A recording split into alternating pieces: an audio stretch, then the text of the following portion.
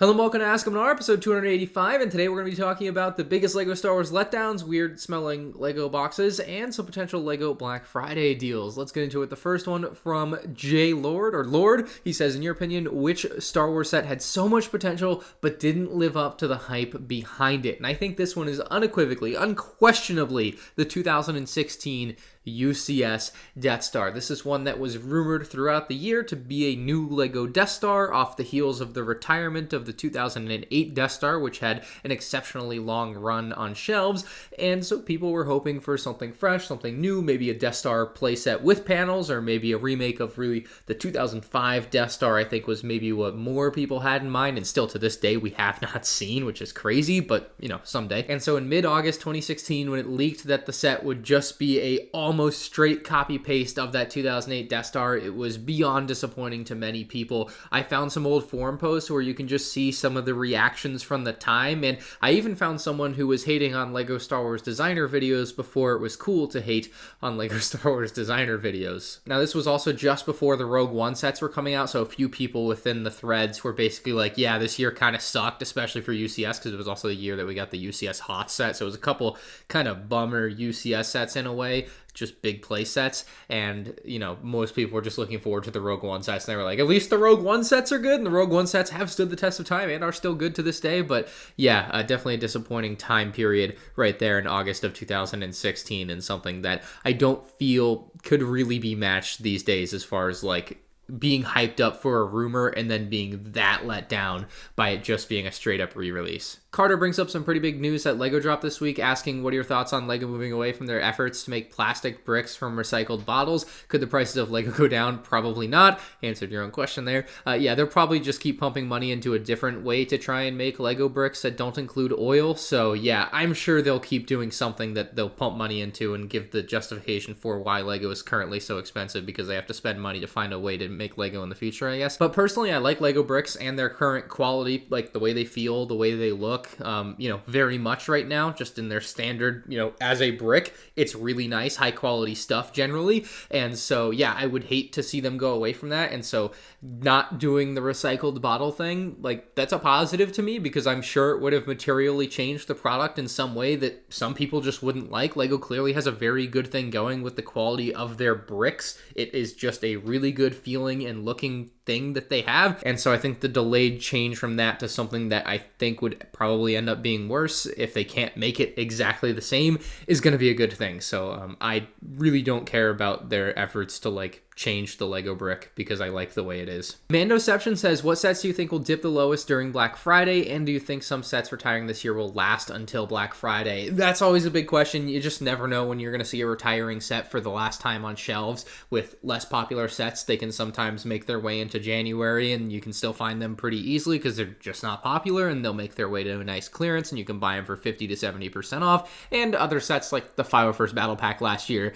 you'll see for the last time at some point in December and just never see again. And the lowest price I ever saw it for was that regular kind of 20% off $24 sale. I don't think I ever saw it on clearance. That's going to be a total crapshoot from town to town, from website to website though, honestly, and you're just kind of, you know, arms in the air with that one. But as far as what sets will dip the lowest on Black Friday, I think you just got to look to the most unpopular stuff. I think the Justifier is a set to look for on Black Friday, just getting a massive silly discount. Now, just because something's popular doesn't mean it won't get a discount either. There have been times where stores like Kohl's do really good deals where they do like 30% off. Last year was like the AAT and the Mandalorian Starfighter, and I think it was 30% off plus Kohl's Cash, and you were getting things for like 50% off. It was stupidly cheap. And so even if it's not like something you would consider to be wildly unpopular like the Justifier, you can still get really good deals on some of these outgoing sets if you just know the right place to look at the right time. And that might not be Black Friday. They might be before Black Friday, probably more likely before than after, but Black Friday, I think it's pretty well known now, at least it's what I keep seeing every year, is like it's not where the real deals are. There definitely are better deals on some things on Black Friday than other days, but for the most part, just the entire like season coming up, you just got to keep your eyes posted because there's deals all the time. But I wanted to throw out the idea that the Amazon exclusive Ghost could have a pretty decent chance of seeing itself go on sale. I think we've seen the Razor Crest and Darth Vader's castle in previous years, both Amazon exclusive sets,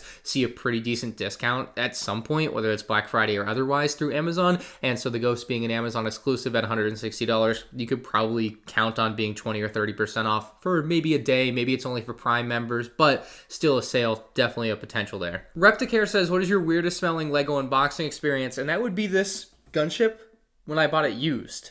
It was not brand new when I bought it, and so when I got it off eBay, it came in and it just reeked. I don't know if smoke, like if it was in a smoker's home or something, but this is the worst smelling LEGO set that I've ever bought. Obviously, most like factory LEGO sets, they're from the factory. Like they were all gonna have a consistent smell. Some of them smell better than others. So like it's either has that LEGO like classic early 2000s smell, which some of you guys might know what I'm talking about, or it just doesn't smell particularly like anything. But I will always remember this set as smelling particularly bad, and I immediately regretted buying it used instead of new because I was like, this smells awful. It's probably in horrid condition. Turned out it was all right, but it didn't smell good. Brick Snaps wants to know what I do with all the spare parts that come in LEGO sets. And I'll extend this to brick separators because I kind of get the similar question with the brick separators as well. Brick separators just kind of get thrown wherever. Like literally, I don't even know where the majority of my brick separators are. They just end up in different bins, and one day I'll get them all together and get rid of them some way. But the actual like spare parts, the little pieces that come in each set, historically in some cases I have literally thrown them away. Just don't need them, get them out of my way. Don't, like just too much hassle to be bothered with. For another period of time, because my buddy Sans found out, he basically made me I put them in a pick-a-brick cup for him, and I would just give them to him, and then he would sort them in his collection and be like, oh, look at this piece here, this is a rare piece. And I'm like, I don't care, I didn't want it, just take it, it's yours. And it was like he was trying to make me feel bad about it, I think. And then more recently I have been putting them into a bin and then sorting them out later into my like current parts collection. And because I have a parts collection now that's somewhat sorted, it makes sense for me to try and keep them in some way to maybe build mocks.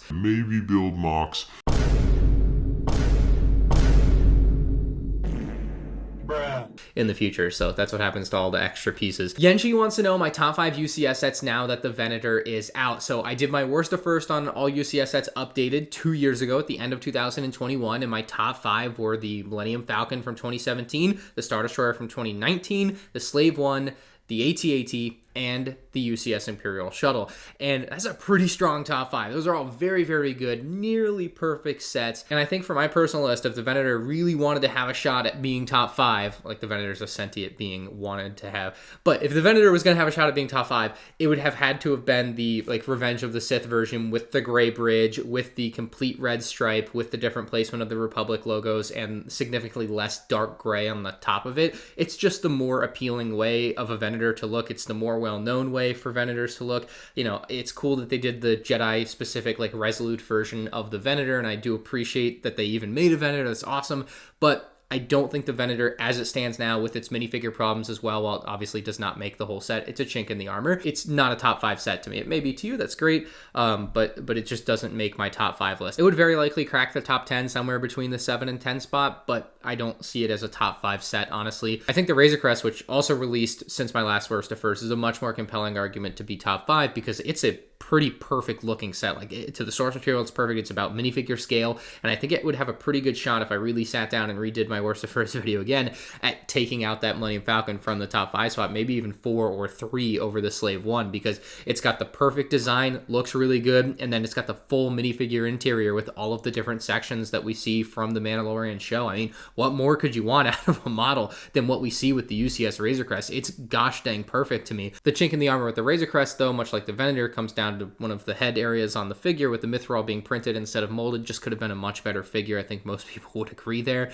And so, yeah, maybe that's the slight holdup with the Razor Crest in any case, but when you pit it against the Falcon, really the only difference, you know, with those models is that the Falcon does not have the full interior of the Falcon. It kind of, I think the back sections don't have any interior, if I remember correctly. So definitely something left on the table as far as the UCS Falcon, versus I look at the Razor Crest, I'm like, man, they went all out with that. They didn't miss a thing except the Mithril's head. So it really makes me question, like, could the Razor Crest be top 5 if I did the worst to first video today? So definitely possible. Not the Venator though, and certainly not Luke's Landspeeder or the X-Wing, which also came out in the same time period, although those are pretty decent sets. That It's MH Jr. says, what do you think of Damian Lillard going to the Bucks? Are they now the favorites? I see your Damian Lillard and raise you one Jrue Holiday. Yeah, no, the Celtics are the favorites. Next question from Admiral Snack Bar says, do you think after Ahsoka Episode 7 that we'll get an Imperial gunship with some Night Troopers and maybe Ezra. That would be a good way to introduce Ezra, and maybe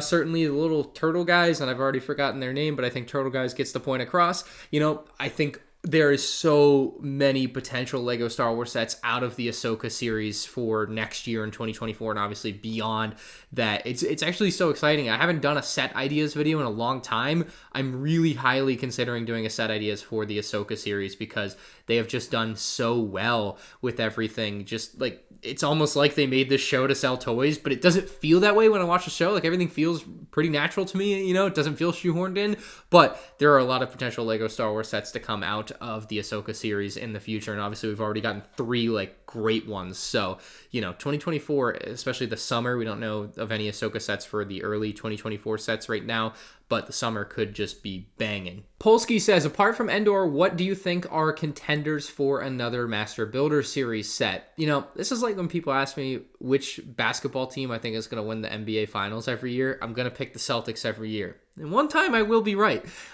Same thing with Endor here. Honestly, I think Endor's the top dog here. I think Endor is the obvious thing that they need to make, that they have to make, that they haven't made an Endor bunker in 14 years. 2009. And that's the only Endor bunker they have ever made. We're not counting the mini one that's in like the Advent calendar this year, obviously. But it's such a classic building from Return of the Jedi, and it has been MIA for 14 years. And you know how much LEGO Star Wars loves their original trilogy. It's just very questionable. And so I think it's pretty obvious that they are just waiting for the time to release the Master Builders Endor set. I would not be surprised if they have been hanging on to a nearly finished model of this set for at least 5 years, because it was just like the like low-hanging fruit basically. So I'm just so sure that it will come out eventually. I would just say there are no contenders other than Endor for the next Master Builder Series set, but I also thought that about the 2007 Super Bowl. Bruh. Now, obviously, LEGO had the big brick announcement earlier this week. However, Amidalin asks about another thing that LEGO has not said anything about, and that's what happened to the LEGO subscription program that was mentioned about a year ago, where they mentioned possibly bringing back retired sets as a reward. Hasn't been scrapped. At this point, we know nothing about it. Hasn't been announced. Hasn't been denounced. You know, it's just kind of in limbo, and, you know, honestly, there's just nothing to say here. And the only thing I really have to say about this possible program bringing back retired sets is to just not get your hopes up again. You know, I think I said it when it originally got announced that I just wouldn't expect it to be anything special. It would basically be like, you know, the UCS gunship is retiring at the end of 2023, and then maybe March of 2023 rolls around and they give you a second chance to buy a Republic gunship. It's kind of like Final Stand in Call of Duty. Like, everyone's just going to moan about it. So I don't think it should exist in the way in my head that I think it will exist, because it's just not going to be what we all would really hope it might be, right? Where you could buy a 2013 Republic gunship for $120, you know? That's not happening. You know, they don't just have, I'm sure, I would assume they don't, I guess, 100 of those to go out and sell. And obviously there would be more than 100 people lining up out the door for this program to be able to buy one of those sets for $120. So I just don't see it happening. I think it would be one of the ultimate disasters for LEGO to do. There would be so many unhappy customers on both sides of the coin, be it people that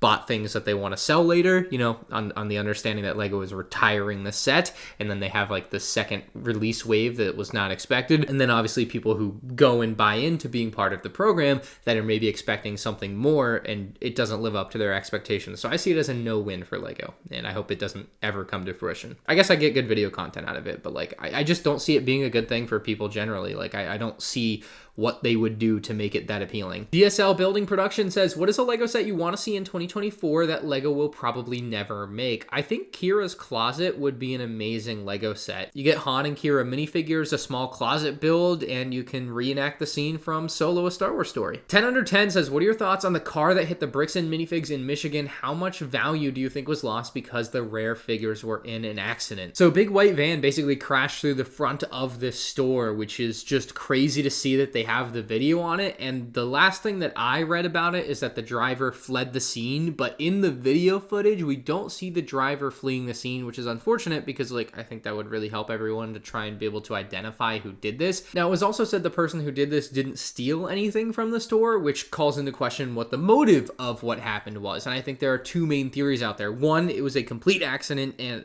essentially the equivalent of a hit and run. The guy just got out of the car and booked it out of there because they knew how much damage they had done and they did not want to be around to find out. Or it was done on purpose, maybe a disgruntled business partner or something from years ago, or maybe a very upset customer, I don't know, but someone that just wanted to kind of damage the store and damage the store owner's pockets in some way would be kind of the theory that I would lean towards, because it seems like if you're not going to steal anything, you just want to do some damage. Maybe you rented this truck or stole the truck would probably be the better move, right? And you just rammed it into the thing and left. Like, that might be a pretty good strategy. I don't know. Now, you specifically asked how much value was lost, and that's really hard to guesstimate. Obviously, the damage to the building is probably rather expensive. Like, the whole front of the building probably needs to be done, some of the ceiling, and certainly that like big beam in the middle that the truck hit. But as far as like the Lego damage in this thing that would have no way of being like recouped, I would imagine is not as bad as we would think, right? Like some of the box sets that maybe got run into and knocked over that we can see in some of the video footage, like some of those are just like prop them back up and they're good to sell. Some of them might have damaged boxes, but the pieces are obviously still all going to be there inside of the box. And like the value lost on that is maybe 25 to 50%, just to like throw a wild number out there, right? Now, you mentioned the rare figures. I can't tell from the video what figures exactly would have been damaged here. I mean, obviously there's a case in the front that's like completely blasted open and there are lots of figures kind of scattered about. Again, I think in a lot of cases with those figures, some of them will be able to be put right back on the base plate and be good to sell. It's just really hard for me to tell and even take a guess. If I was going to guess anything, I would just guess that the damage to the building is a lot more expensive than the damage to the Lego product that was done at the store. It's just going to cost them a lot more money in fixtures and opportunity cost of the business being open than anything else, I would imagine. Not to downplay how terrible like going through something like this would be as like a store owner. This is clearly awful and would really, really suck. But monetarily is what you asked about, and I think monetarily, like the actual Lego is probably lesser than anything else here. I have no idea if they'll be able to catch the guy. Like I said, they didn't even show the footage of the person getting out of the truck and running away, so I can't even show you a picture to like try and help you figure it out if you happen to live in the area and maybe know the person,